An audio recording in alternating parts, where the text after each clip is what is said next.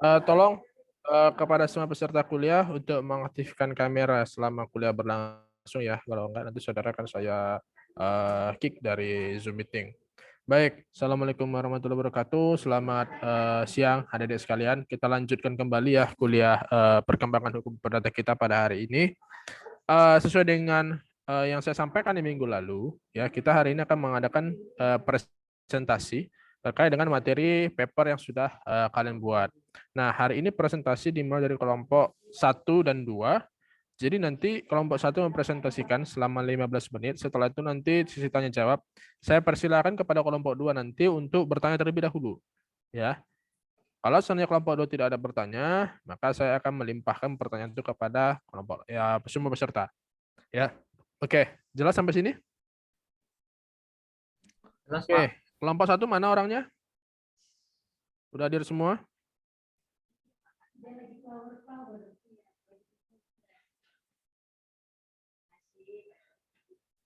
Sudah? Hadir, Pak. Hadir Pak, hadir Pak.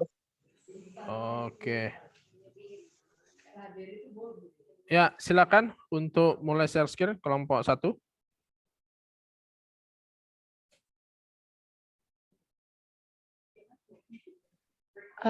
Maurice, mau share screen dong. Udah bisa.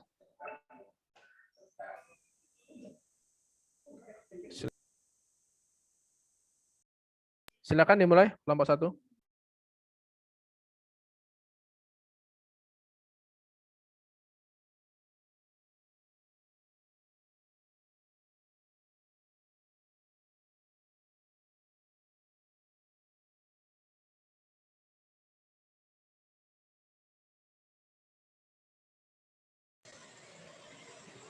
Selamat siang untuk kita semua. Saya mewakili dari anggota kelompok 1 sebagai moderator. Ingin memperkenalkan diri terlebih dahulu. Nama saya Sipis Bastata Sembiring. Adapun teman-teman di anggota kelompok saya ada Iwandi Agung Manalu, Aiko Almanasyar Armasyah Abdi, Novia Veranika Manik, dan Cindy Nurita Ginting. Yang kami judul dari presentasi kami pada hari ini adalah prestasi dan wan prestasi dalam kontrak. Kiranya teman-teman boleh mengikuti semua dan mohon izin untuk Bapak membimbing mata kuliah.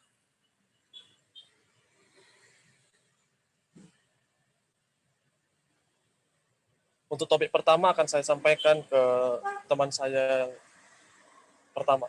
Boleh.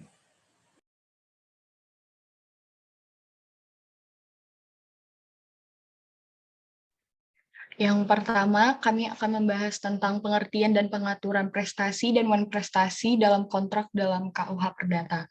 Yang pertama itu ada pengertian prestasi, di mana prestasi adalah sesuatu yang wajib dipenuhi oleh debitur dalam setiap perikatan. Prestasi sama dengan objek perikatan. Dalam hukum perdata, kewajiban memenuhi prestasi selalu disertai jaminan harta kekayaan debitur. Terdapat dalam pasal 1131 dan 1132 KUH Perdata dinyatakan bahwa semua harta kekayaan debitur baik bergerak maupun tidak bergerak, baik yang sudah ada maupun yang akan ada menjadi jaminan pemenuhan hutangnya terhadap kreditur. Tetapi jaminan umum ini dapat dibatasi dengan jaminan khusus berupa benda tertentu yang ditetapkan dalam perjanjian antara pihak-pihak. Yang kedua ada pengertian wan prestasi, yang artinya wan prestasi adalah tidak memenuhi stop bentar. atau Cindy, stop bentar. Saya mau tambahkan sedikit. Jadi begini, prestasi jadi dalam sebuah perjanjian akan lahir sebuah prestasi. Itu ada tadi disinggung di pasal 1131 dan 1132 terkait dengan kekayaan yang sudah ada dan yang akan ada. Timbul pertanyaan di sini. Apakah seseorang yang ketika dia berhutang, ya, dia berhutang. Kemudian pada saat dia dipalitkan, saya mau nanya, nanti ini silakan nanti analisis pertanyaan saya. Si A berhutang kepada si B, kemudian pada saat ditagih si A nggak ada duitnya lagi, ya kan? Katakanlah kayak kasusnya Indra Kents, yang hari ini uangnya cuma 1,8 miliar di rekening dari total kerugian hingga 25 sekian M gitu. Pertanyaannya adalah sekiranya si Indra Kents mau digugat secara perdata oleh para korbannya, ya, bisa nggak? Atau bisa nggak? Itu pertama. Kedua, sekiranya nanti Indra Kents di penjara 20 tahun. Setelah dia bebas, kemudian dia kaya raya. Setelah si Indra Kents nih di penjara 20 tahun, sekian tahun lah gitu. Bebas dari penjara, kemudian dia kaya raya. Bisa nggak korbannya itu menggugat Indra Kents di kemudian hari? Itu pertanyaan saya, itu kuis kita hari ini dari satu kuis kita hari ini dari pertanyaan dari materi kelompok 1. Silakan nanti setelah kelompok 1 selesai, kalian siapa yang bisa jawab, dia akan dapat nilai. Ya. Oke, silakan dilanjutkan kelompok 1. Baik, terima kasih Pak. Ya. Yang kedua, ada pengertian dari prestasi, yang dimana prestasi itu adalah tidak memenuhi atau lalai melaksanakan kewajiban sebagaimana yang ditentukan dalam perjanjian yang dibuat antara kreditur dengan debitur. Prestasi sendiri atau tidak dipenuhinya janji dapat terjadi baik karena disengaja maupun tidak sengaja.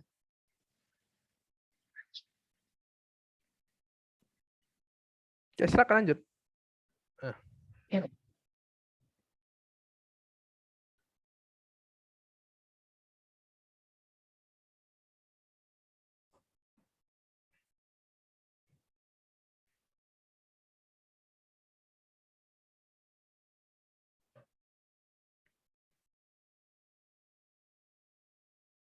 Oke, yang ketiga ada pengaturan tentang prestasi, di mana menurut pasal 1234 KUH Perdata, wujud prestasi itu ada 3, yaitu memberikan sesuatu, berbuat sesuatu, dan tidak berbuat sesuatu.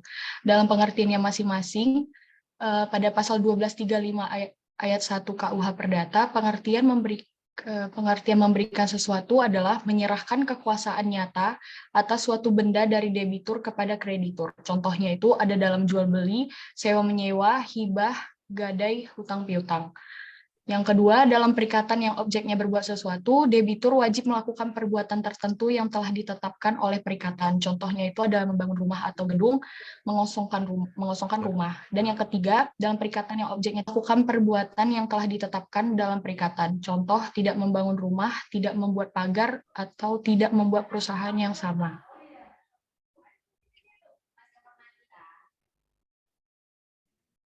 Yang keempat, ada pengaturan tentang prestasi. Ketentuan pasal 1238 KUH Perdata dapat dikatakan bahwa debitur dinyatakan apabila sudah ada somasi. Somasi itu bermacam bentuk, seperti menurut pasal 1238 KUH Perdata adalah yang pertama itu surat perintah. Surat perintah tersebut berasal dari hakim yang biasanya berbentuk penetapan. Dengan surat penetapan dari debitur, kapan selambat-lambatnya dia harus berprestasi. Hal ini disebut juga exploit jurusita. Yang kedua ada akta sejenis. Akta ini dapat berupa akta di bawah tangan maupun akta notaris. Yang ketiga, tersimpul dalam perikatan itu sendiri, maksudnya sejak pembuatan perjanjian, kreditur sudah menentukan saat adanya prestasi. Kami juga memasukkan dari pengertian kontrak, yang dimana menurut Salim HS, yaitu definisi mengenai kontrak atau perjanjian merupakan hukum mengenai keseluruhan antara kedua belah pihak yang saling berhubungan yang tertuang keinginan kedua belah pihak yang ada pada dokumen tertulis agar tercapainya suatu tujuan tertentu. Hukum kontrak dan pengaturan sendiri pada perjanjian yang dibuat, maka disinilah peran dari pasal yang ada pada hukum kontrak. Kontrak merupakan suatu perjanjian tertulis yang berarti kontrak dianggap sebagai suatu pengertian yang lebih sempit dari sebuah perjanjian. Perjanjian diberlakukan karena terdapat perbedaan kepentingan antara para pihak yang dengan cara bernegosiasi dirumuskan ke dalam klausul-klausul yang terdapat dalam perjanjian. Selanjutnya akan dilanjutkan oleh teman saya. Kemudian yang kedua, bentuk-bentuk dan contoh perbuatan bentuk prestasi sebagai berikut. Yang pertama, apabila debitur tidak melakukan apa yang disanggupi untuk dilakukan. Kedua, debitur melaksanakan janjinya akan tetapi tidak sebagaimana yang diperjanjikan. Yang ketiga, debitur terlambat memenuhi perjanjian. Yang keempat, debitur melakukan sesuatu yang menurut perjanjian tidak boleh dilakukan. Dari keempat hal tersebut dapat dikatakan bahwa prestasi tidak selalu dimaksudkan tidak dapat memenuhi sama sekali prestasi yang diperjanjikan. Namun, dapat juga terjadi dalam hal debitur tidak tepat waktu dalam memenuhi prestasi serta dengan tidak sebagaimana yang dikehendaki oleh kreditur. Kemudian menurut Ridwan Syahrani, prestasi terbagi dalam 4 macam. Yang pertama, sama sekali tidak memenuhi prestasi. tidak tunai memenuhi prestasi, terlambat memenuhi prestasi, dan keliru memenuhi prestasi. Contoh perbuatan wan prestasi di sini yaitu wan prestasi yang dilakukan oleh pihak debitur pelaksanaan perjanjian kredit pada Koperasi Dana Rahayu. Kronologinya, pada tanggal 18 Januari 2011, Bapak Putu Suwarma datang ke Koperasi Serba Usaha Dana Rahayu Sidakarya untuk mengadakan proses hutang-hutang. Pada saat itu, Bapak Putu Suwarma sebagai pihak debitur melakukan perjanjian dengan pihak koperasi tersebut dan sepakat melakukan perjanjian berupa perjanjian kredit. Pencairan kredit pihak debitur pun menerima uang sejumlah 15 juta rupiah, seperti yang telah ditentukan dalam perjanjian kredit dengan rencana peminjaman kredit hanya 11 hari. Namun seiring dengan berjalannya waktu, pelunasan tidak dilakukan selama 11 hari, melainkan hingga tanggal 18 Oktober 2012 atau selama 1 tahun 9 bulan pembayaran kredit masih berlangsungnya pembayaran perjanjian kredit tidak lagi dibayarkan. Dalam kasus tersebut dapat dikatakan Bapak Putu Suwarma selaku debitur melakukan wan prestasi atau ingkar janji dalam pelaksanaan perjanjian kredit. Dalam kasus tersebut, faktor terjadinya wan prestasi terdiri dari tidak dilakukannya apa yang disanggupinya, melaksanakan tidak sebat, dan melakukan sesuatu yang menurut perjanjian dilarang. Penyelesaian wan prestasi, penyelesaian kredit dalam kredit serba usaha Dana Rahayu ini dilakukan dengan cara yang pertama memberikan peringatan sebanyak 3 kali dan memberi masa tengah waktu pelunasan, yaitu surat peringatan pertama, kedua, dan terakhir. Kemudian sedapat mungkin dilakukan pendekatan secara kekeluargaan kepada anggota peminjam selaku debitur jika masih memungkinkan dilakukan penjadwalan kembali menyangkut jadwal pembayaran atau jangka waktunya. Namun, jika semua hal-hal yang bersifat kekeluargaan sudah tidak mampu lagi dan tidak mungkin melakukan penyitaan jaminan, dalam hal ini adalah sepeda motor. Selanjutnya akan dijelaskan rekan saya. Ketiga, teori hukum terkait wan prestasi. Wan prestasi timbul dari persetujuan yang artinya untuk mendalilkan suatu objek hukum yang telah wan prestasi harus ada terlebih dahulu perjanjian antara kedua belah pihak sebagaimana ditentukan dalam pasal 1320 KUH Perdata. Dalam subjek hukum atau badan hukum dapat membuat suatu persetujuan yang menimbulkan perikatan di antara pihak-pihak yang membuat persetujuan tersebut. Ilmu hukum mengenal adanya 3 macam wan prestasi. Yang pertama, wan prestasi yang disengaja. Kedua, wan prestasi karena kesalahan. Ketiga, wan prestasi tanpa kesalahan. Akibat hukum yang ditimbulkan dari wan prestasi dalam suatu perjanjian dimaksud ialah dalam pelaksanaan kewajiban yang tidak tepat pada waktunya atau dilakukan tidak menurut selayaknya. Saat hal tersebut merupakan perbuatan melanggar hukum. Adapun faktor-faktor penyebab terjadinya wan prestasi, yang pertama, faktor dari luar diri para pihak yang merupakan peristiwa yang diharapkan terjadi dan tidak dapat didugakan terjadi ketika perjanjian dibuat. Kedua, faktor dari dalam diri pihak merupakan kesalahan yang timbul dari diri para pihak, baik dilakukan dengan sengaja maupun kelalaian para pihak itu sendiri. Mengenai kelalaian pada wan prestasi dalam perjanjian harus dinyatakan terlebih secara resmi dengan memperingatkan kepada pihak yang lalai bahwa pihak kredit pemenuhan prestasi oleh kreditur. Poin selanjutnya akan dijelaskan rekan tim saya. Baik, saya akan melanjutkan itu bagian 4, perkembangan teori hukum terkait dengan wan prestasi. Dalam wan prestasi menimbulkan akibat hukum terkhusus kepada debitur, akan diberikan hukuman atau sanksi sebagaimana diatur dalam pasal 1253 buku 3 KUH Perdata yang mengharuskan debitur untuk membayar ganti kerugian yang telah diderita kreditur.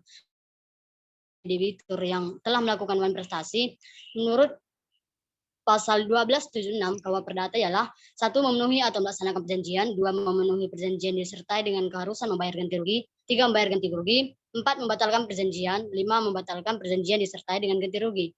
Dari akibat tersebut, kreditur dapat memilih beberapa kemungkinan tuntutan terhadap kreditur. Istilah timbulnya wan prestasi menjadi alasan penting untuk melakukan gugatan seperti gugatan ganti rugi, oleh jika hal itu masih dimungkinkan, dan juga kreditur mempunyai hak atas ganti kerugian dan membebaskan kreditur.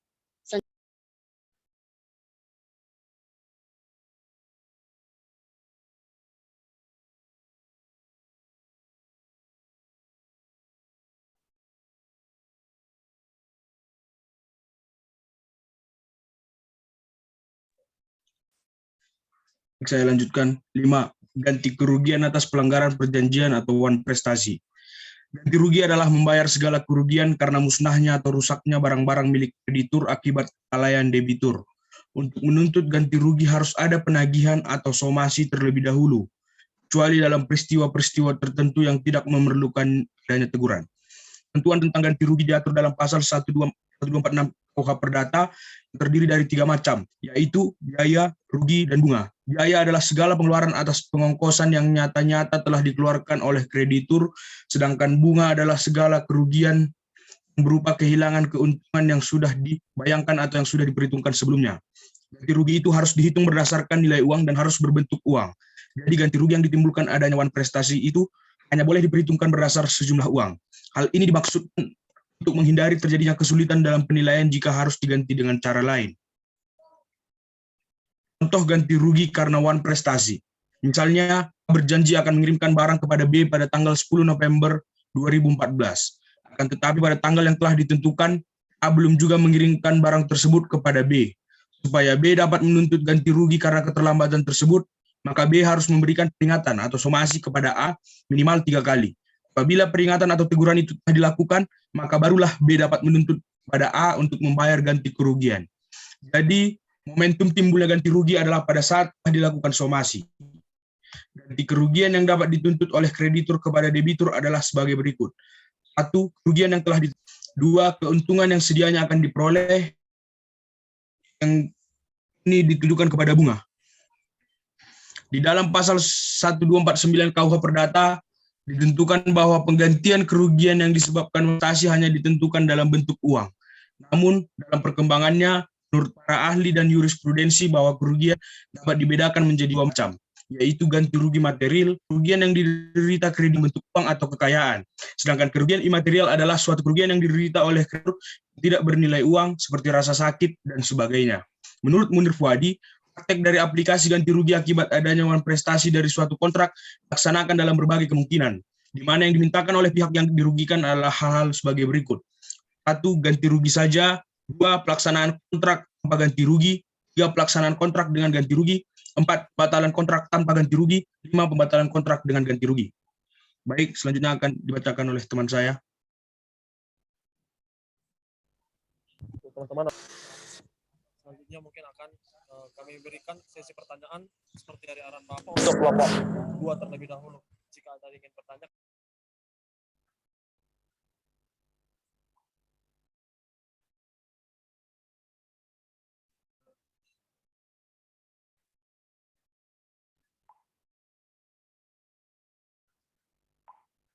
Oke, silakan ada.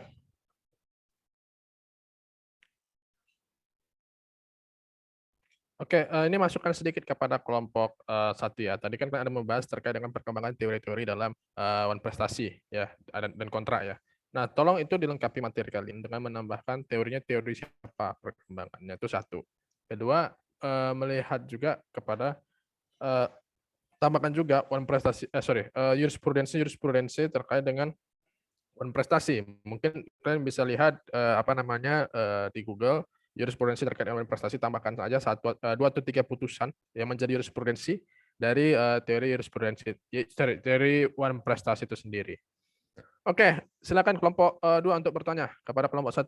Kalau tidak ada silakan semuanya yang kelompok lain juga kalau ada pertanyaan terkait dengan materi kelompok 1 mengenai wan prestasi dan prestasi ini sendiri. Silakan. Kalau tidak, silakan untuk bagi yang sudah mengetahui jawab pertanyaan saya tadi, silakan.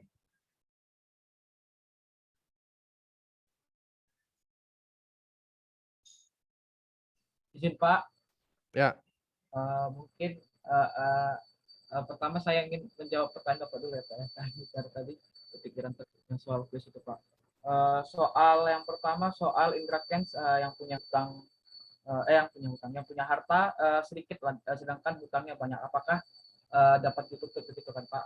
Terkait soal itu maka jelas diatur ketika seseorang itu lalai atau apabila si berutang dinyatakan lalai memenuhi perikatannya tetapi melalaikan, atau jika sesuatu yang harus diberikan atau dibuatnya hanya dapat diberikan atau dibuat dengan waktu yang telah dilampaukannya. Dalam hal itu tutup atas penggantian biaya rugi dan bunga. karena tak dapat dipenuhinya suatu perikatan. Jadi menurut saya Pak, bahwa dapat untuk terhadap indra kens tersebut dengan dasar kita melihat bahwa dalam dasarnya 1131 bahwa segala kebendaan si berutang baik bergerak maupun tak bergerak, baik yang sudah ada maupun yang baru akan ada di kemudian hari menjadi tanggungan untuk segala perikatan seseorang. Misalnya jadi antara si indra kens dengan krediturnya yang mana dia terlilit utang yang utangnya lebih banyak daripada hartanya, maka di sini harta yang akan ada, yang akan baru ada, itu dapat menjadi tanggungan untuk perikatan seseorang dalam hal ini kasus indra kens tadi, gitu Pak.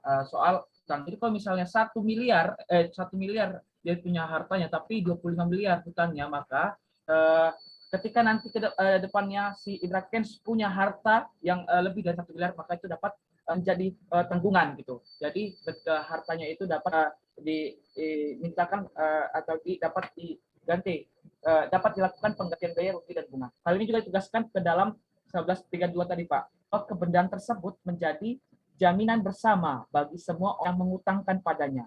Pendapatan penjualan benda-benda itu dibagi menurut keseimbangan yang menurut besar kecil piutang masing-masing, kecuali apabila di antara para berpiutang itu ada alasan-alasan untuk didahulukan. Jadi seperti itu Pak, menurut saya walaupun dia cuma sedikit debitor dalam hal ini indra kens, kreditor untuk memenuhi utangnya.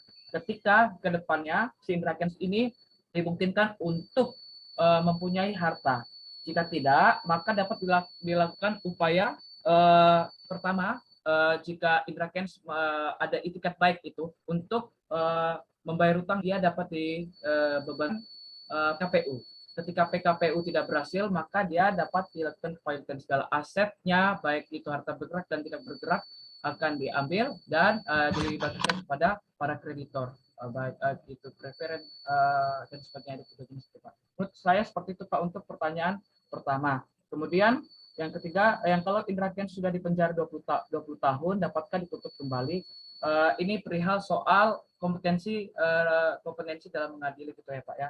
Kalau untuk kompetensi mengadili, inti dari pertanyaan ini adalah ketika dia sudah dipenjara 20 tahun, artinya sudah ingkrah putusan itu, lalu sudah menjalaninya secara 20 tahun, maka menurut saya Pak dapat lagi dituntut atas perkara perdata, dalam hal ini penuntutan atas, karena menurut saya perkara pidana yang dituntut adalah bagaimana dia jera dengan adanya sanksi badan tersebut, yaitu sanksi pembatasan kemerdekaan lewat penjara. Sedangkan kalau kita melihat di dalam perdata yang dituntut adalah prestasinya, adalah dia harus memenuhi prestasi dari hutang-hutang yang dibuatnya gitu oleh indra kens tadi. Jadi menurut saya ini bukan sesuatu yang kita bisa ibaratkan sebagai lupa asasnya yang namanya kasus yang ketika di kasus yang sama tidak boleh dituntut 2 kali begitu. Itu tidak dalam hal ini tidak seperti itu. Karena dalam hal perkenaan antara penjara 2 tahun dan juga dituntut kembali dalam perdata itu tujuannya itu berbeda, yaitu pertama perkenaan 20 tahun untuk sanksi badan atau untuk mungkin dia efek jerah, dan terakhir untuk perdatanya agar dia dapat memberikan prestasi atau tuntutan hak daripada kreditornya. Mungkin seperti itu Pak yang bisa saya jawaban yang bisa saya. Oke, yang lain? Saya nanya dulu, kenapa sih indra kens itu bisa harta-harta dia itu bisa dikenakan pasal 1931 sama 1132. Padahal dia kan sama siapa korban binom, kan dia nggak dapat perjanjian, dia hanya afiliator, promosikan, itu melakukan flexing kemewahan gitu kan. Nah, kenapa dia bisa? Apakah pasal 1131, 1132 itu bisa diterapkan terhadap dirinya? Dalam hal nanti, kalau seandainya ini kan dia di penjara, asetnya cuma 1,8 M, terus kemudian setelah dia bebas, ternyata dia raya gitu. Ada asetnya di kemudian hari. Nah, pertanyaan saya, setelah 20 tahun, apa bisa nggak digugat? Secara perdata, kekayaan dia tadi. Ayo, gimana?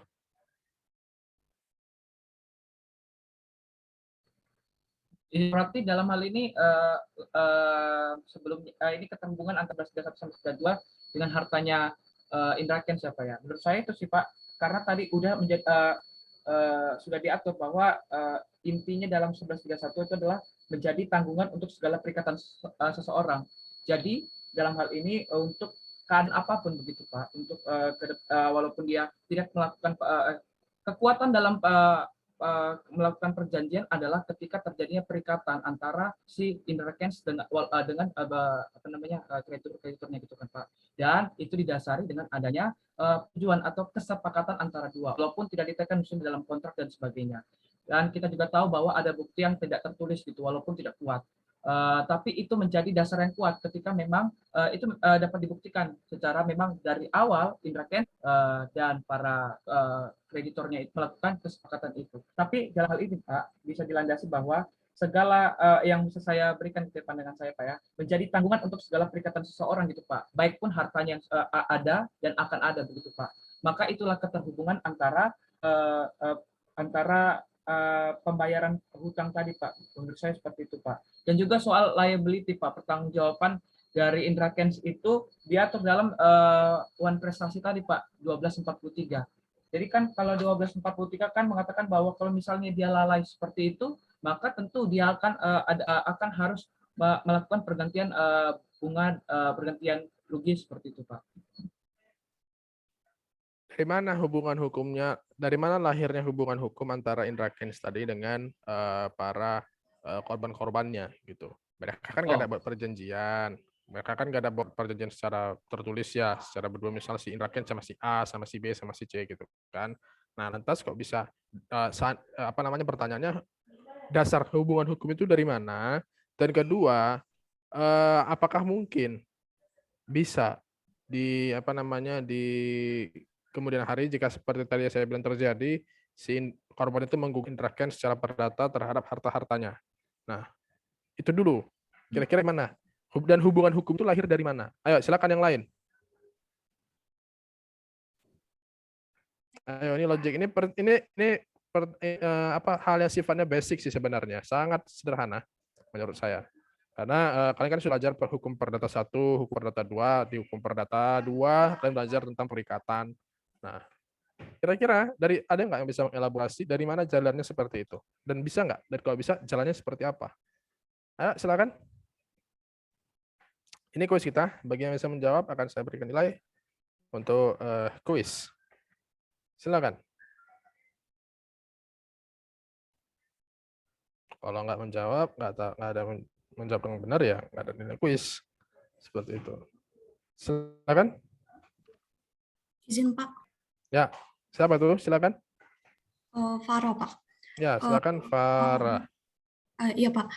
Dari pertanyaan Bapak, menurut saya Pak, menurut pandangan saya, tapi ini saya nggak tahu Pak ya, benar apa enggaknya, tapi menurut pandangan saya, Indra, kalau semisalnya si para korban itu ingin menuntut ganti rugi gitu, menurut saya itu nggak bisa melalui prestasi, karena dia nggak korelasi antara prestasi dan prestasinya Pak. Jadi kalau menurut saya, kalau memang mau minta ganti rugi, itu bisa melalui perbuatan melawan hukum, karena di situ kan ada hubungannya gitu Pak antara si Indra Kents sama si korban, karena gara-gara Indra Kents itu si korban mengalami kerugian gitu. Oke, perbuatan melawan hukum. Ada lagi yang lain?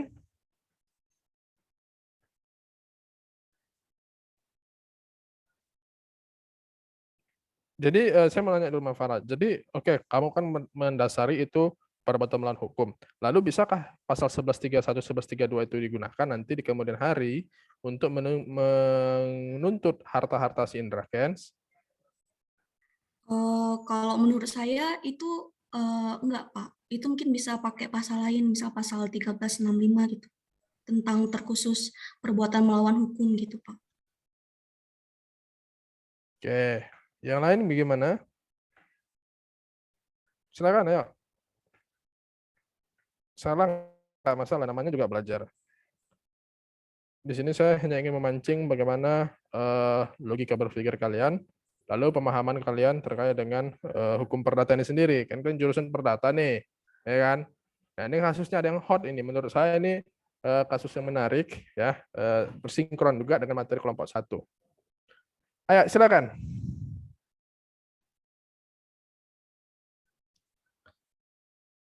Ya, gimana?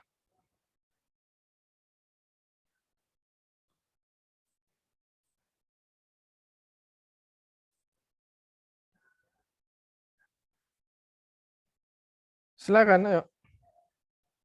Gimana nih, kalian mau jadi aparat penegak hukum? Ini harus apa logika berpikirnya? Ah, gimana?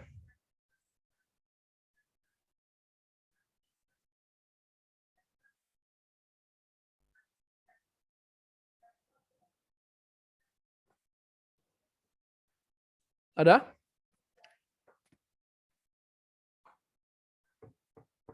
Ayo. Kelompok 2 materi tentang apa?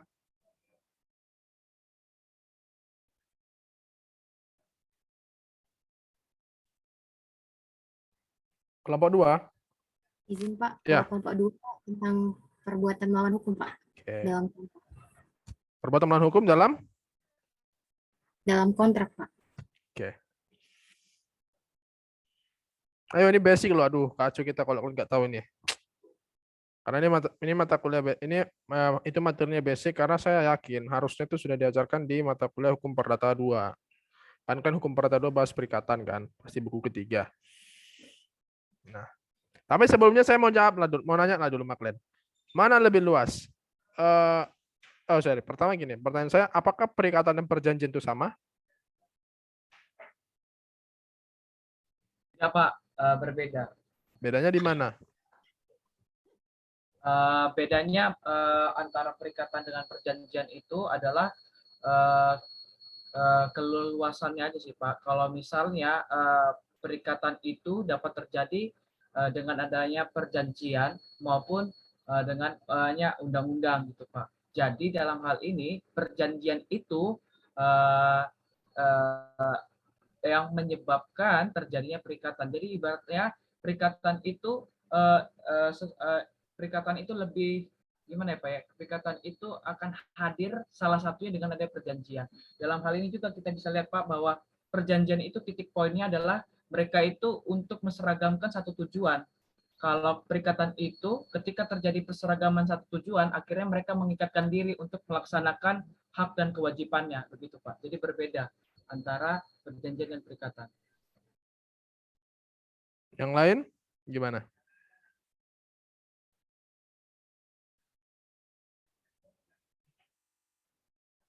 Ya, yang lain bagaimana?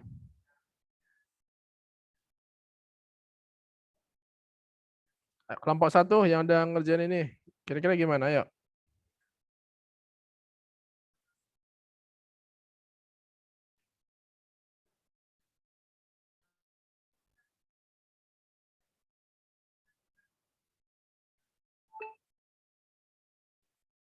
Silakan. Oke, jadi begini ya. Aduh, ini kalian kacau nih. Ini harus baca lagi buku hukum perdata 1. Ulanglah ke materinya. Kalian dia semester 6 ambil jurusan peminatan perdata, tapi itu nggak tahu, bahaya. Jadi begini. Perikatan mana? Sorry, sebelum saya tanya lagi, sebelum saya langsung bahas. Saya mau nanya, mana lebih luas? Perikatan atau perjanjian atau perikatan? Perjanjian, Pak. Apa? Perjanjian, Pak. Kenapa perjanjian? Karena bila sudah terjadi perjanjian, maka di dalamnya sudah ada perikatan. Sedangkan bila terjadi perikatan, belum tentu terikat oleh perjanjian, Pak. Oke, yang lain gimana? Mana lebih luas? Perjanjian atau perikatan? Waduh, ini kacau nih. Ayo, jawab aja dulu. Salah nggak apa-apa, namanya kan kita belajar ya. Kalau udah pintar kalian udah jadi udah jadi Kelman Paris kalian, udah jadi pengacara, udah jadi profesor. Ayo, apa kira-kira? Mana lebih luas, perjanjian atau perikatan?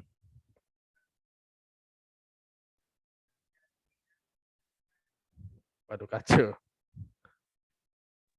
Perjanjian, Pak. Perjanjian, kenapa perjanjian? Karena perjanjian sendiri dia menimbulkan perikatan, tapi perikatan belum tentu menimbulkan perjanjian dan perikatan, dia terkhusus di bidang harta kekayaan. Oke, yang lain, mana lebih luas? Lebih luas, perjanjian atau perikatan?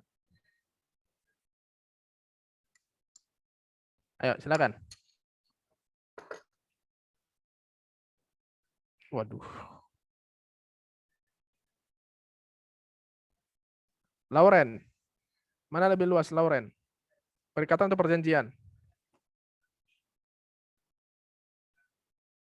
Aduh, ini basic sekali loh. Saya yakin pun di PIHU pasti di mata kuliah ilmu hukum, saya yakin sih ada disinggung-singgung sedikit lah sama dosennya. Dan akan lebih detail lagi pasti di mata kuliah hukum perdata 2 di semester kemarin. Tahun kemarin harusnya ada diterangkan itu. Tapi saya yakin kalian nggak baca itu. Nggak akan baca itu materi. Oke, jadi begini. Pertama, kita harus dudukkan dulu. Mana lebih luas, perjanjian atau perikatan? Pertama, perikatan terdiri dari dua jenis. Perikatan yang lahir karena undang-undang dengan perikatan yang lahir karena perjanjian. Itu dia. Perikatan yang lahir karena undang-undang apa contohnya? Anda bisa tahu nggak? Apa contoh perikatan yang lahir karena undang-undang? Orang kawin. Lahir itu perikatan loh, lahir karena undang-undang. Kenapa? Orang kawin timbul hak dan kewajiban. Hak suami, hak istri. Kewajiban suami, kewajiban istri. Itu pertama. Apalagi? Kelahiran. Orang melahirkan, timbul loh perikatan. Perikatan antara siapa? Orang tua dan anak. Timbul hak anak, kewajiban anak, hak orang tua, kewajiban orang tua. Itu satu. Apalagi contohnya? Kau pecahkan kaca mobil orang itu. Perbuatan melawan hukum. Itu juga menimbulkan hak dan kewajiban, di mana si pelaku yang melakukan perbuatan melawan hukum tadi harus ganti rugi. Dan wajib memberikan ganti rugi, dan korban yang kaca mobilnya dipecahkan berhak menerima ganti kerugian atas itu. Artinya apa? Perikatan yang lahir karena undang-undang adalah perikatan yang timbul, yang menimbulkan hubungan hukum berupa hak dan kewajiban dikarenakan apa? Ketentuan undang-undang sudah mengatur sedemikian rupa. Seperti itu. Ngerti? Kalau dia perikatan yang lahir karena perjanjian, itu apa? Perikatan yang lahir karena adanya kehendak dari dua orang atau lebih untuk mengadakan hubungan hukum antara satu sama lain. Oke, jelas ya? Berarti apa? Ada perikatan bisa berupa perjanjian, bisa berupa perbuatan yang lahir karena undang-undang, ya kan? Perikatan lahir karena undang-undang. Nah, pertanyaan saya, mana lebih luas? Perjanjian atau bukan? Ayo. Oke, simpelnya begini, lebih luas perikatan. Kenapa? Karena perjanjian itu merupakan bagian dari perikatan. Sedangkan perikatan itu aspek ruang lingkupnya banyak. Perikatan lahir karena undang-undang, perbuatan yang diatur undang-undang bukan perikatan. Yang kedua, perjanjian yang menurut undang yang akhir perikatan yang lahir dikarenakan adanya perjanjian. Perjanjian itu lahir karena kehendak para pihak yang membuatnya. Sehingga apa?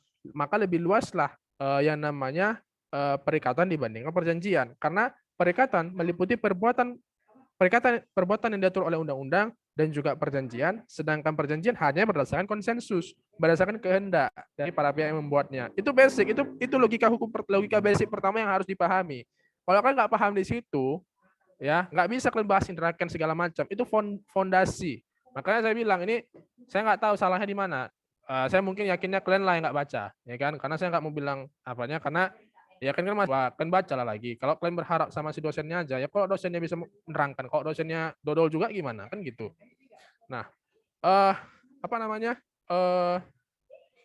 itu konsep, itu basic ya, itu prinsip dalam hukum perdata dan kalian harus pahami itu. Itu satu. Kedua, antara Indra Kents dengan korban, apakah ada perjanjian? Ada nggak perjanjian? Ada nggak? Nggak ada perjanjiannya. Tapi tindakan Indra Kents yang flexing kemewahan, orang terpengaruh. Akhirnya beli investasi di binomo itu. Kan gitu kan. Apalagi kalau kita buka YouTube, jutaan orang tidak menyadarkan itu iklannya kan. Padahal ada tuh video viralnya. Lo Sultan bro? Enggak, gua gembel katanya gitu kan. Istilahnya dia tuh surfing, orang surfing di Bali nikah sama orang Rusia katanya. Terus dia nyasar di sana gitu. Cuma dia iklannya orang tidak menyadari. Nah, apalagi foto dia di jet pribadi, orang percaya kan flexing kemewahan seperti itu. Nah, apakah itu ada perjanjian antara Indra Kents dengan korban? Nggak ada. Tapi karena tindakan dia yang mempromosikan dirinya yang bilang 1 miliar, wah murah banget gitu kan katanya, sampai ada yang buat parodi, wah lama banget gitu kan. Nah, itu akhirnya mempengaruhi psikologis orang. Orang akhirnya investasi di binomo itu, ya kan? Kemudian ternyata itu adalah binary option, judi online. Akhirnya apa? Orang banyak dirugikan. Terus pada saat itu mau disita aset cuma 1,8 miliar, sekiranya dipenjara lah di 20 tahun. 20 tahun dia bebas, kemudian akhirnya setelah 20 tahun di penjara dia menjadi kaya raya tiba-tiba, maka berdasarkan ketentuan 1131 1132 KUH Perdata, para korban berhak untuk menggugat secara perdata terhadap harta Indra Kents yang kemudian diketahui terhadap harta si Indra Kents yang akan ada 20 tahun lagi, yang tiba-tiba menjadi banyak 20 tahun lagi. Seperti itu. Kenapa? Ingat ketentuannya, segala kekayaan yang sudah ada dan akan ada menjadi kewajiban dari si berpiutang terhadap kewajiban debitur terhadap si kreditur. Tidak seharus 1131 1132 itu didasarkan pada perikatan yang berdasarkan perjanjian, tidak. Tapi apa? 1131 hanya bilang perikatan, berarti bisa karena perjanjian, bisa karena perikatan yang lahir undang-undang. Indra Kents dengan para korban merupakan perikatan nggak? Perikatan yang lahir karena apa? Undang-undang 1365 BW. Seperti itu loh. Itu logika berpikirnya. Makanya apa namanya itu basicnya kan harus apa dulu dong? Ngerti? Nangkap nggak? Nangkap nggak? Pak, izin Pak bertanya Pak. Soal berarti untuk perikatan atas undang-undang ini karena timbulnya terhadap apa Pak pengaturan dalam KUH Perdata soal Indra Kents dengan korban itu Pak. Saya tanya dulu. Coba buka pasal 1365. Oh, perikatan. Kan tadi saya bilang perikatan itu sumbernya dua. Perikatan yang lahir karena perjanjian, perikatan yang lahir karena undang-undang. Kalau dia karena perjanjian, berarti ada konsensus, ada kesepakatan. Mau sama mau ini, ya kan? Kalau yang kedua, perikatan lahir karena undang-undang. Apa itu contohnya? Orang menikah, perbuatan melawan hukum, anak lahir, apa lagi ya? Apa lagi ya? Kamu ini apa namanya mengadakan misal ya, kamu mau buka usaha, maka terus kamu ngurus perizinan sebagainya, itu ada kewajiban secara hukum. Lalu dan sebagainya, macam-macam, ada banyak sumber. Nah, karena perikatan itu luas, meliputi perbuatan yang lahir karena undang-undang, perbuatan yang menurut undang-undang itu sebagai menimbulkan hak dan kewajiban dari para pihak. Nah, makanya itu juga dapat menjadi dasar bagi siapa? Bagi si korban untuk menuntut kerugian. Bila mana di kemudian hari tiba-tiba muncul harta Indra Kents tadi. Seperti itu. Jelas? Nangkap nggak maksudnya? Bingungnya di sini Pak, soal perbuatan melawan hukumnya itu kan di sini dibilang yang membawa kerugian kepada seorang lain wajib memberikan orang salah satu yang mendapatkan kerugian itu. Nah, dalam hal ini kan kalau dia mempromosikan atau bukan sebuah psikis masyarakat itu, nah letak ketika psikis masyarakat itu ibaratnya pengen nih nyoba ngomong. Dalam hal itu kan ada aturan dalam perdatanya begitu Pak. Kalau misalnya kita bilang bahwa perbuatannya perbuatan melawan hukum atau timbulnya perikatan ini dalam undang-undang. Jadi masih belum dapat sih Pak bagaimana itu dikatakan sebagai membawa kerugian kepada seorang yang lain. Sedangkan itu letak titiknya kan orang itu yang berbuat Pak. Jadi maksudnya secara menserianya gimana ya Pak? Secara tindakannya itu kan akhirnya yang mengeksekusinya kan orang itu. Indra Kents cuma membawa psikologisnya saja Pak. Terkait hal ini gimana Pak? Saya mau nanya lah sama kamu. Kira-kira tindakan Indra Kents itu salah nggak? Kalau misalnya dalam ini kan dia ibaratnya sebagai apa namanya ya BA atau misalnya mempromosikan sebuah produk gitu kan Pak. Kalau menurut saya itu salah sih Pak. Tapi pengambilan sebuah tindakan untuk melakukan itu kan terletak pada pelanggan gitu Pak, konsumennya. Oke, sekarang saya tanya gini lah sama kamu. Saya buat iklan nih. Kamu mau umroh murah harga sekian, tertarik kamu nih, ya kan? Nah, pergi daftarlah kamu terakhirnya. Sudah, kemudian rupanya kamu ketipu gitu. Salah nggak saya? Saya hanya buat testimoni loh, yang punya umrohnya orang lain. Saya tahu ini mau nipunya nih, tapi saya tahu mau nipunya ini. Tapi karena apa namanya keuntungan dari situ, ya saya promosikan aja gitu.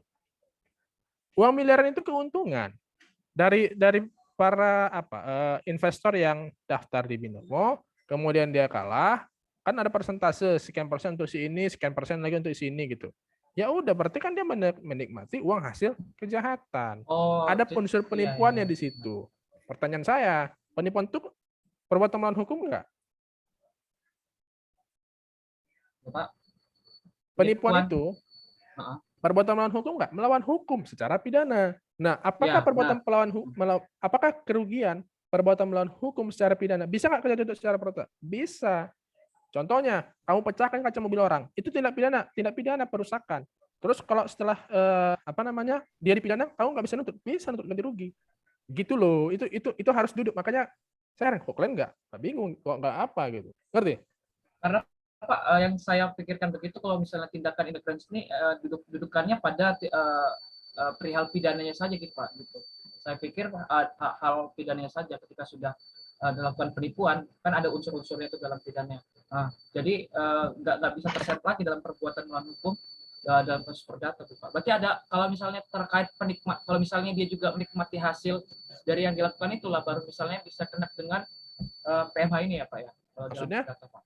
Maksudnya begini Pak, kan kalau misalnya kita lihat dalam penipuan dalam pidana, kan harus ada nih bahwa dengan dia ini dengan tipu muslihat, dengan rayuan dan bla bla blanya gitu kan Pak, maka dia bisa dikenakan dengan pembebanan pidana. Jadi pembebanannya cuma pada pembuktian unsur-unsur dalam tindak pidana tersebut. Nah, kalau misalnya dibawa kembali kepada perdata, persoalannya bagaimana begitu Pak? Kerugian tarik itu apakah ketika dia juga menikmati hasil dari dia menipu, atau tindakannya ada yang memperkecoh tuh Pak? Dalam hal itu saya masih belum duduk di situ Pak. Menurutmu, kamu kan belajar hukum pidana 1, hukum pidana 1 dan 2. Dalam setiap pasal pidana itu kan ada unsur-unsur. Kan belajar kan? Nah, menurutmu apa unsur-unsurnya itu? Udah terpenuhi nggak kira-kira? Kalau nggak terpenuhi, nggak mungkin dia tersangka, itu satu. Walaupun memang ada presumption of innocence. Sebelum ada putusan pengadilan yang ingkrah, dia nggak bisa dikatakan bersalah. Cuma kan kenapa logikanya berpikirnya kenapa bisa sampai terseret kasus hukum? Aparat kepolisian kan nggak mungkin nggak melakukan gelar perkara, itu loh. Ngerti? Baik Pak. Nah, artinya begini, istilahnya kalau ketentuan undang gini. Perbuatan melawan hukum yang diatur secara pidana tidak menghapuskan untuk menuntut ganti kerugian atas kerugian yang telah timbul akibat dari perbuatan pidana tadi. Itu loh. Makanya ada ranah perdata yang dia bisa digunakan untuk menuntut ganti kerugian secara material. Itu. Hukuman pidana itu hanya berupa hukuman badan atas kesalahan yang dilakukan. Tapi atas kerugian yang ditimbulkan gimana? Kan tidak selamanya suatu tindak pidana tidak menimbulkan kerugian secara ekonomis. Kita ini mau misalnya gini lah, mobilmu dibakar orang, berarti kan perusakan kan? Nah, perusakan itu tindak pidana. Tapi masalahnya gini, apakah setelah dia dipenjara setelah sekian tahun balik bagus lagi mobilmu? Kan tidak. Maka kamu harus minta ganti rugi agar mobilmu itu kembali seperti sedia kala, dia diganti sama dia gitu loh. Makanya ajukanlah upaya hukum secara perdata seperti itu loh. Ngerti? Ya Pak, mengerti Pak. Oke, ada lagi yang lain kira-kira? Jadi itu runut berpikirnya itu harus ya banyak-banyak membaca lah secara basic ya, karena kalau nggak itu basic sekali soalnya. Kalau kalian nggak tahu itu aduh, kacau kita. Kayak mana kan nanti mau menganalisis suatu masalah gitu loh. Oke, ada lagi yang mau ditanyakan dari pertanyaan kelompok 1? Ada? Kalian waktu hukum perdata 2 nggak diajari kayak gitu nggak? Apa namanya perbedaan perikatan sama penjian? Harusnya saya yakin pasti diajarkan, nggak mungkin nggak diajarkan. Mungkin pernah aja yang terskip gitu ya. Oke,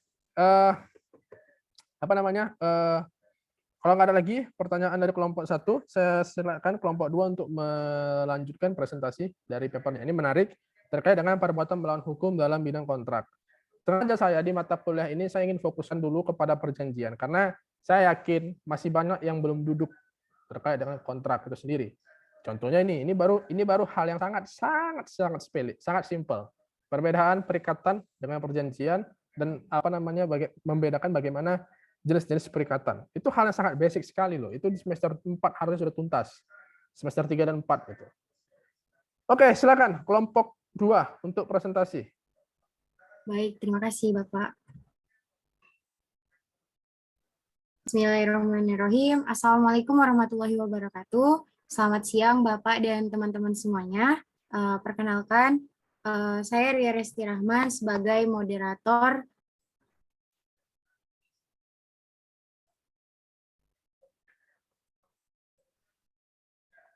Sebelumnya terima kasih kepada Bapak dosen, Pak Hadian yang telah memberikan kesempatan untuk kami mempresentasikan hasil diskusi kami, dan terima kasih kepada kawan-kawan semuanya sudah meluangkan waktunya.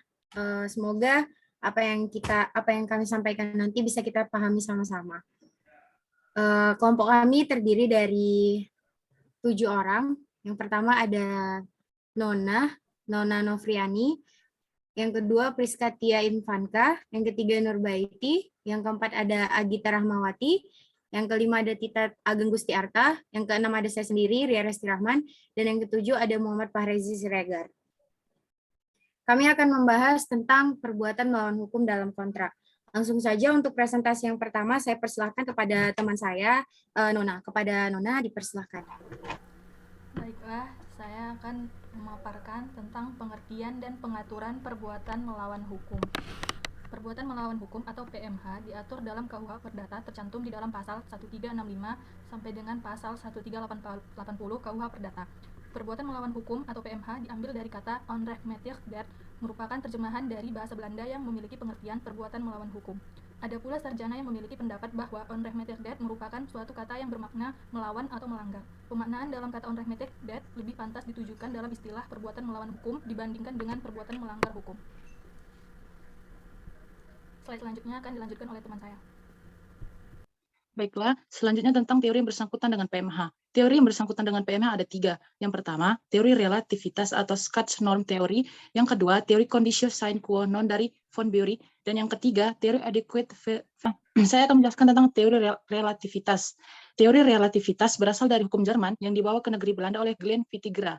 Kata Scots secara harfiah berarti perlindungan, sehingga dengan istilah Scots norm secara harfiah berarti norma perlindungan. Scots norm teori mengajarkan bahwa perbuatan bertentang dengan kaidah hukum dan karenanya adalah melawan hukum akan menyebabkan si pelaku dapat niat tersebut, bila mana norma yang dilanggar dimaksud untuk melindungi si penderita.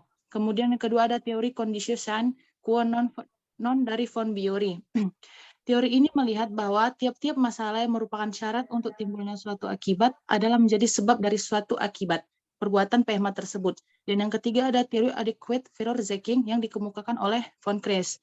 Menurut teori ini, yang dianggap sebagai sebab adalah perbuatan yang menurut pengalaman manusia normal sepatutnya dapat diharapkan menimbulkan akibat. Dalam hal ini, akibatnya adalah sebuah kerugian. Jadi, antara perbuatan dan kerugian yang timbul harus ada hubungan langsung ataupun hubungan sebab akibat. Adapun dasarnya untuk menentukan perbuatan yang seimbang adalah perhitungan yang layak.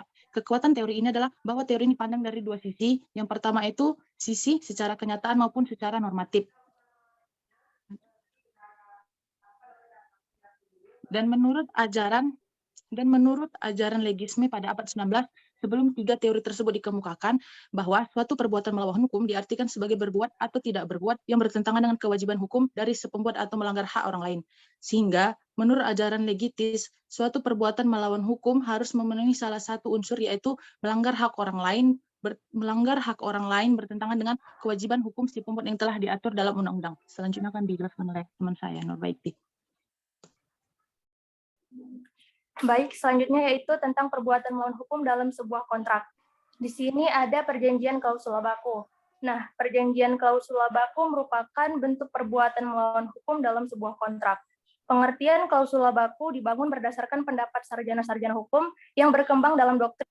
Pada level undang-undang, klausula baku didefinisikan secara tegas dalam Undang-Undang Nomor 8 Tahun 1999 tentang Perlindungan Konsumen atau UPK, yaitu pada pasal 1 ayat 10, yang menguraikan bahwa klausula baku adalah setiap aturan atau ketentuan dan syarat-syarat yang telah dipersiapkan dan ditetapkan terlebih dahulu secara sepihak oleh pelaku usaha yang dituangkan dalam suatu dokumen dan atau perjanjian yang mengikat dan wajib dipenuhi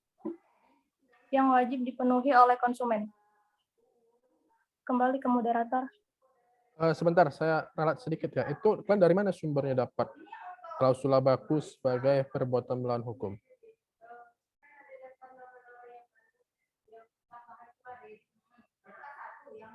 Soalnya gini, klausula baku tidak selamanya klausula baku bukan dianggap sebagai perbuatan melawan hukum. Itu legal loh, dan di Undang-Undang 899 klausula baku itu memang diperbolehkan sepanjang dia tidak melanggar ketentuan pasal 18 Undang-Undang Perlindungan Konsumen yang memuat pertama klausula baku terkait dengan pengalihan tanggung jawab, lalu dan hal-hal lain yang diatur di pasal 18. Buka aja nanti pasalnya. Kalau sepanjang klausula baku tidak menentukan hal seperti itu nggak pernah perbuatan melawan hukum. Itu sah dan legal serta diakui oleh undang-undang. Lalu dari mana kalian sumbernya dapat klausula baku itu? Kelompok 2? Izin Pak, jadi untuk perbuatan melawan hukum dalam sebuah kontrak itu dari kami sendiri Pak, memang sulit mendapatkan referensinya Pak. Jadi ketika itu kami search di Google gitu Pak, terus ada di situ tertera perbuatan melawan hukum dalam sebuah kontrak itu salah satunya itu perjanjian klausula baku ini Pak, makanya kami ambil perjanjian klausula baku ini Pak. Terus juga ketika kami menemukan klausula baku ini, disitulah kami mendapatkan referensi-referensi dari bahan itu Pak gitu. Itu tolong diperbaiki. Pertama itu nggak sesuai karena dilakukan salah perspektif gitu loh. Karena nanti kalau seandainya kayak gitu itu legal, itu bukan perbuatan melawan hukum. Itu pertama. Kedua, kalau terkait dengan buku itu saya kan udah share bukunya. Di buku yang sudah saya share itu, di bukunya Jasa Trio, itu ada membahas terkait dengan itu. Maka coba kalian baca lagi, kalian perbaiki lagi papernya sama PPT kalian nanti. Ini saya sedikit tambahkan aja, mau menegaskan ya. Sebentar, coba stop share dulu. Sebentar ya. Ini saya ingin meluruskan biar nggak. Ini nampak nggak? Share screen saya. Sudah nampak? Nampak Pak. Oke. Ini klausula baku dikatakan, klausula baku itu aturan atau ketentuan dan syarat yang telah dipersiapkan dan ditetapkan terlebih dahulu secara sepihak yang dituangkan dalam dokumen atau perjanjian yang mengikat dan wajib dipenuhi oleh konsumen. Ini contohnya kalau kamu pergi ke bank atau ke asuransi, kan kamu tuh ngisi form kan, buka rekening itu kan isi form-formnya itu kan, tinggal baca, checklist, tanda tangan. Dah, kamu nggak punya kesempatan untuk negosiasi di situ, enggak. Karena itulah namanya klausula baku. Itu legal untuk perikatan yang dilakukan secara massal seperti layanan untuk berbentuk pelayanan kayak bank dan sebagainya, itu memang biasanya pasti menggunakan klausula baku. Nggak mungkin dia pakai perjanjian khusus, kan mau berapa perjanjian sangat tidak efektif. Itu pertama. Kedua, itu perjanjian baku itu mengikat sebagai undang-undang ketika si para pihak, si customer sudah menyetujui perjanjian baku tadi. Ingat, di klausula atau perjanjian baku ini, konsumen hanya dihadapkan pada dua pilihan. Take it or leave it. You mau take it, nggak mau yaudah. Kayak gitu sistemnya. Take it or leave it. Karena dia bentuk pelayanan ini sangat massal ya. Sehingga nggak mungkin membuat satu persatu perjanjian seperti itu. Nah, klausula baku itu sah di mata hukum dan boleh. Sepanjang dia tidak bertentangan dengan pasal 18 ini. Apa itu? Misalnya gini, pasal 18 dilarang menawarkan barang jasa dan mencantumkan klausula baku, dan dilarang membuat atau mencantumkan klausula baku kalau dia memuat pertama pengalihan tanggung jawab. Jadi misalnya gini, kamu parkir di mall, baru ada keterangan segala kehilangan bukan tanggung jawab pemilik mall. Itu batal klausul itu. Nggak bisa. Kenapa? Ini kan pengalihan tanggung jawab. Padahal dalam parkir itu ada perjanjian penitipan di situ. Kalau hilang keretamu, mobil atau barang-barangnya, tanggung jawab pengelola parkir. Kalau ada kartis yang bilang segala kehilangan bukan tanggung jawab dari pengelola, itu batal klausul seperti itu. Kedua, dia klausul baku bertentangan dengan aturan kalau dia menyatakan berhak menolak penyerahan kembali uang yang dibayarkan atas barang dan atau konsumen. Lalu menyatakan berhak menolak penyerahan kembali atau retur ya barang dari customer. Lalu menyatakan pemberi kuasa tidak melakukan baik langsung maupun tidak langsung secara sepihak, ya kan, yang berkaitan dengan ketentuan-ketentuan yang sudah ada. Misal begini, beli barang nggak boleh retur, itu nggak boleh. Klausul baku seperti itu. Atau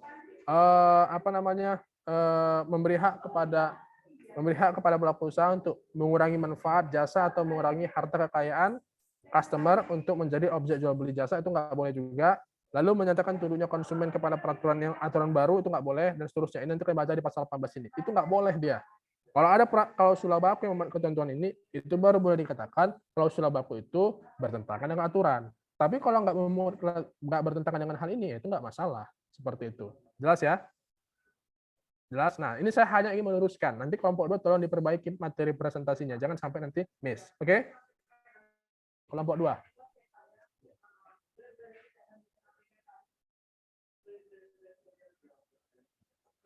Silakan. Kelompok 2 dilanjut.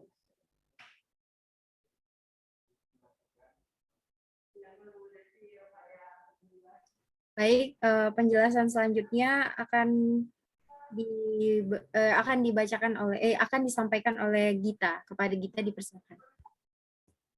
Baik, terima kasih moderator. Di sini saya akan memberikan suatu pemaparan contoh kasus.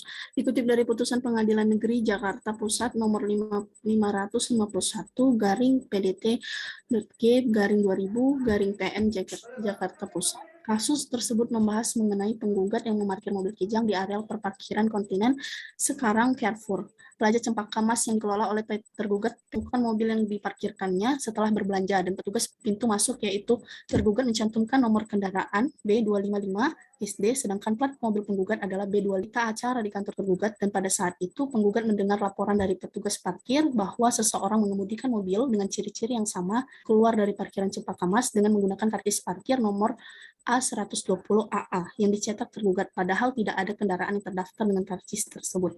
Penggugat mengajukan gugatan perbuatan 1367 KUH Perdata dan dikabulkan oleh majelis hakim dengan alasan bahwa sikap pasif dari pegawai tergugat merupakan perbuatan melawan hukum, melanggar asas kepatutan, ketelitian, dan kehati-hatian. Selanjutnya, Pengadilan Negeri Jakarta Pusat berpendirian bahwa tidak ada hubungan kontraktual antara penggugat dengan tergugat karena penggugat tidak mempunyai pilihan untuk memarkirkan mobilnya di tempat lain. Dengan konstruksi hukum seperti ini, maka tidak ada kesepakatan atas klausul baku yang menyebutkan bahwa tergugat tidak berkemas. Putusan Pengadilan Tinggi Jakarta nomor 115/PDT 2002/PDT DKI menghukum tergugat membayar ganti rugi material. Putusan Pengadilan Tinggi Jakarta telah dikuatkan dalam putusan kasasi Mahkamah Agung nomor 1264/PDT/2003 pada tanggal 14 Juli 2005 dan putusan peninjauan kembali nomor 124/PK/PDT/2007 tanggal 21 April 2010. Baik, terima kasih Saudari Gita. Penjelasan selanjutnya akan dijelaskan oleh Saudari. Baik, terima kasih. Di sini saya akan memaparkan analisis kasus. Dari contoh kasus tersebut dapat dianalisis bahwa perjanjian baku atau klausul baku mengenai keabsahannya masih mengalami beberapa perbedaan pendapat di antara para ahli hukum. Perjanjian baku memiliki arti yaitu perjanjian dibuat secara sepihak dan pihak lainnya hanya mempunyai pilihan untuk menerima atau menolak perjanjian tersebut tanpa diberi kesempatan untuk merundingkan isinya terlebih dahulu. Sehingga walaupun perjanjian baku dibuat secara sepihak, tetapi tetap mengandung adanya hubungan kontraktual. Apabila dalam suatu perjanjian, kedudukan para pihak tidak betul bebas untuk menentukan apa yang diinginkan dalam perjanjian. Sedangkan pihak yang memiliki posisi lebih kuat memuat klausul-klausul yang menguntungkan baginya, atau meringankan kewajiban-kewajiban tertentu yang seharusnya menjadi tanggung jawabnya yang dikenal dengan klausul eksonerasi. Klausul eksonerasi adalah klausul yang dicantumkan di dalam suatu perjanjian di mana satu pihak menghindarkan diri untuk memenuhi kewajibannya, membayar ganti rugi, dan biasanya dimuat di dalam perjanjian sebagai klausul tambahan. Selanjutnya, dengan kata lain, perjanjian baku yang terdapat di dalam kasus tersebut merupakan hubungan kontraktual tetapi batal demi hukum. Karena sebagaimana yang diatur di dalam Undang-Undang Nomor 8 Tahun 1999 tentang Perlindungan Konsumen, yang mengatakan bahwa perjanjian baku adalah sah, akan tetapi Undang-Undang melarang pencantuman klausul baku yang bersifat berat sebelah, dan jika dicantumkan dalam perjanjian, maka klausul baku tersebut adalah batal demi hukum. Selain itu, perjanjian baku yang ada di dalam karcis parkir tersebut karena dibuat secara sepihak, maka perjanjiannya cenderung mencantumkan hak dan kewajiban yang tidak seimbang, sehingga dapat dilakukan gugatan perbuatan melawan hukum. Alasan dapat dilakukannya gugatan perbuatan melawan hukum karena dalam kasus tersebut walaupun terdapat unsur perjanjian di dalamnya, pihak dan melawan hukum yang didasarkan pada hukum tertulis dapat dilihat dengan munculnya berbagai undang-undang yang secara khusus mengatur mengenai perbuatan melawan hukum yang salah satunya yaitu Undang-Undang Nomor 8 Tahun 1999 tentang Perlindungan Konsumen. Saya kembalikan. Baik, terima kasih Saudari Gita. Selanjutnya akan dijelaskan oleh Saudara Fahrezi. Kepada Saudara Fahrezi. Terima kasih. Adanya undang-undang tersebut telah mempengaruhi penerapan pasal 1365 KUH Perdata dalam praktik sehingga dapat dikatakan bahwa telah terjadi perubahan terhadap penerapan pasal 1365 KUH Perdata. Dari kasus parkir yang dijelaskan sebelumnya, adanya hubungan kontraktual yang terjadi antara penggugat dan tergugat yang dilakukan gugatan perbuatan melawan hukum tidak menutup kemungkinan dapat terjadi. Sebab dari kejadian tersebut, adanya pelanggaran perjanjian termasuk pelanggaran terhadap ketentuan undang-undang secara luas atau atas pengertian perbuatan melawan hukum juga sejalan dengan perkembangan teori dalam hukum perjanjian bahwa perjanjian harus dibuat dengan itikat baik yang memperhatikan asas kepatutan atau norma yang berlaku di masyarakat. Terima kasih. Saya kembalikan. Baik, terima kasih Pak Rezi. Dengan berakhirnya presentasi dari Pak Rezi, saya buka sesi tanya jawab kepada teman-teman yang ingin bertanya.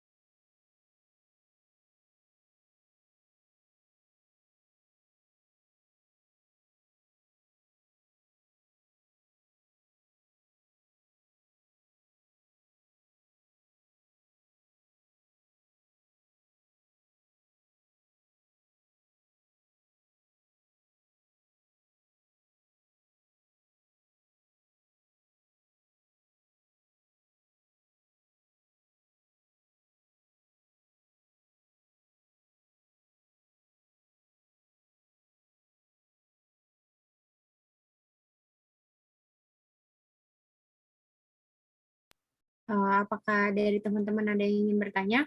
Izin, ingin bertanya, moderator. Ya, silakan. Ya, terima kasih atas presentasinya.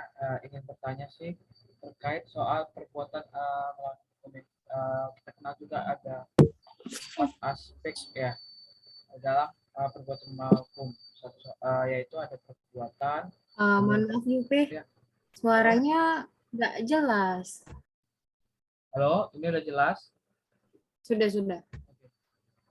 Dalam perbuatan melawan hukum di dalam kontrak ini, dapatkah kelompok 2 menjelaskan soal hubungan kausal antara perbuatan dengan kerugian yang tampak dalam kontrak itu? Itu aja sih.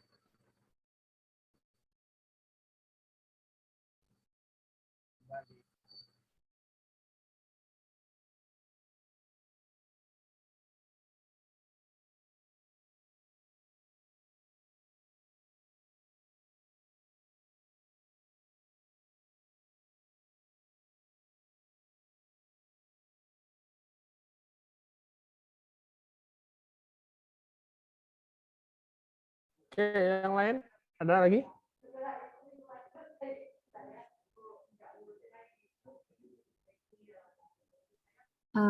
Sebelumnya Yupe, tadi memang suaranya kecil kali gitu.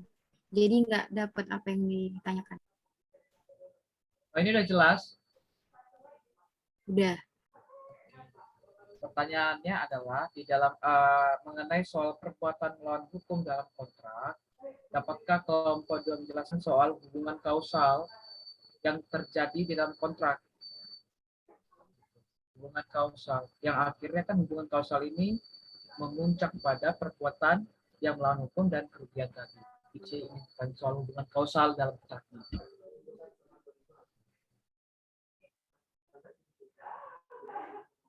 Yupi boleh di chat dari chat nggak Yupi? Soalnya ada suara nying gitu-gitu Yupi.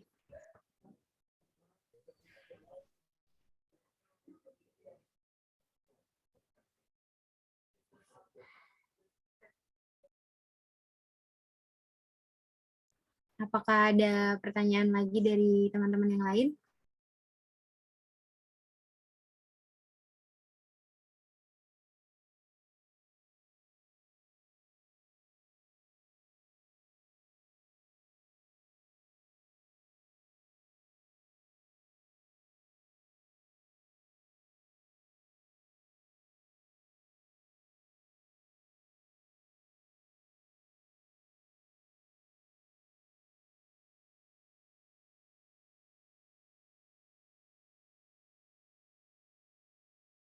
Oke, ada lagi pertanyaannya?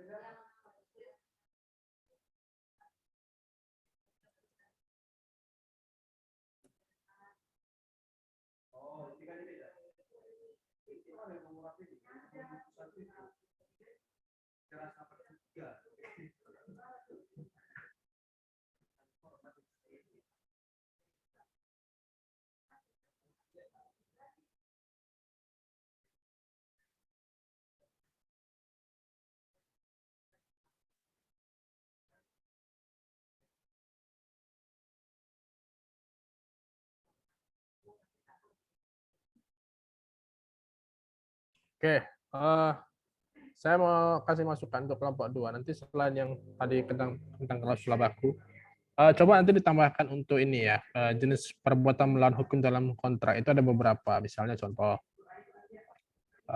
apa namanya, misbruik van opstellingen atau penyalahgunaan keadaan dalam sebuah kontrak. Itu salah satu bentuk perbuatan melawan hukum dalam sebuah kontrak. Apa perbuatan melawan hukum? Jadi kala dalam sebuah kontrak itu ternyata posisi para pihak itu nggak seimbang, sehingga apa? Ada salah satu pihak posisinya lebih di atas, itu mempengaruhi posisinya itu dengan posisinya yang lebih di atas, dia bisa mempengaruhi pihak yang lebih lemah dari dirinya untuk mengadakan hubungan hukum, ya kan? Tapi dia tidak secara rela, tapi karena adanya unsur paksaan atau adanya unsur pengaruh. Nah, itu masuk dalam klasifikasi perbuatan melawan hukum dalam kontrak. Konsekuensinya apa? Konsekuensinya adalah kontrak tersebut dapat dimohonkan pembatalannya ke pengadilan, seperti itu. Kenapa dapat dimohonkan pembatalan? Karena syarat subjektif dari kontrak tidak terpenuhi. Kenapa nggak terpenuhi? Karena kata sepakatnya nggak ada. Sepakat, dia tidak, para pihak sama sekali tidak bersepakat. Namun para pihak membuat kontrak tadi dikarenakan adanya unsur tekanan.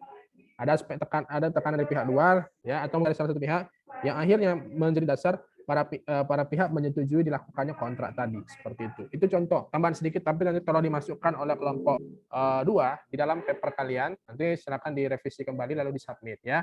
Jelas ya? Oke, ada lagi yang lain kira-kira? Tadi untuk pertanyaan UP itu apa sih? Pertanyaannya? Jelaskan. Kalau ini Pak, hubungan kausal itu Pak dalam kontrak itu, untuk melihatnya bagaimana Pak? Oke, kausalitas itu apa artinya? Kalian tahu nggak? Apa arti kausal? Kausalitas itu apa artinya? Yang saya pahami Pak, kausalitas itu kayak seperti suatu kejadian di mana dalam suatu kejadian itu ada penyebabnya dan ada akibat yang terjadi gitu Pak. Oke, ringkasnya kausalitas itu adalah hubungan sebab akibat. Nah, timbul pertanyaan, apakah ada hubungan kausalitas dalam sebuah kontrak yang mengakibatkan perbuatan melawan hukum? Ya pasti ada. Kenapa satu kontrak tadi dikatakan mengandung adanya perbuatan melawan hukum? Karena ada sebab tertentu sehingga diklasifikasikan kontrak tadi sebagai perbuatan melawan hukum. Itulah akibatnya karena dilakukan sebab tadi. Apa itu? Banyak hal. Misalnya ternyata ada penyalahgunaan keadaan atau ada tipu muslihat dalam pembuatan kontrak atau adanya tekanan dari pihak ketiga terhadap para pihak untuk mengadakan hubungan hukum tadi. Misalnya, itu juga masuk dalam perbuatan melawan hukum. Nah, kenapa dia masuk dalam perbuatan melawan hukum? Karena dia dalam prosesnya menjadi kontrak tadi melalui proses-proses yang tidak sebagaimana mestinya. Ada hal-hal yang sifatnya berupa paksaan seperti itu. Itu dia. Jelas? Jelas Pak. Oke, ada lagi yang lain kira-kira? Ada?